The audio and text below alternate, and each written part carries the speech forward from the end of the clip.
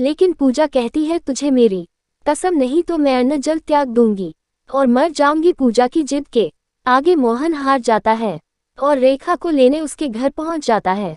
वह रानू को बहुत मनाता है लेकिन वह नहीं मानती। रानू उससे कहती है हम अलग घर लेकर रहते हैं, तुम अपनी माँ को हर महीने कुछ पैसे भेज देना।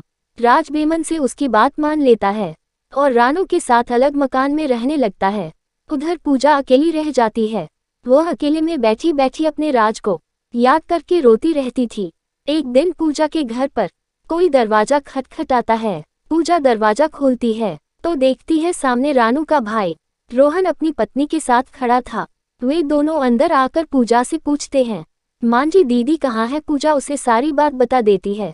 ये सुनकर रोशन कहता है मांझी मैं सोच भी नहीं सकता था मेरी बहन ऐसा करेगी। मैं तो अपनी पत्नी के साथ शहर में रहता हूँ, आज दीदी से मिलने का मन हुआ तो यहाँ चला आया और इतनी बड़ी बात मेरे माता पिता ने भी मुझे नहीं बताई।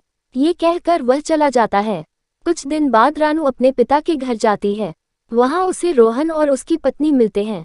रानू अपने भाई भाभी को देखकर बहुत खुश होती है और कहती है भैया आप कब आए, मुझसे मिलने क्यों नहीं आए और मौ पिताजी कहाँ हैं।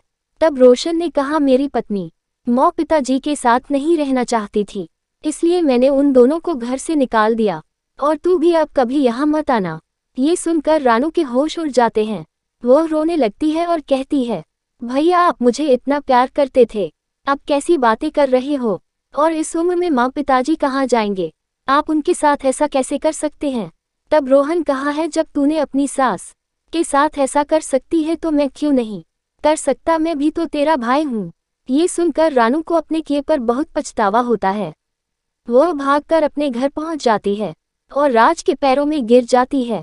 राज के पूछने पर वह सारी बात उसे बता देती है और कहती है मुझे माफ कर दो और मांझी के पास ले चलो, मैं उनसे माफी मांग लूंगी। मेरे किए की सजा मेरे माता पिता को भी भुगतनी पड़ रही है, जाने वे किस हाल में होंगे। राज रानू को लेकर अपने घर पहुंच जाता है। घर में घुसते ही रानू पूजा के पैरों में गिर जाती है और अपने किए व्यवहार के लिए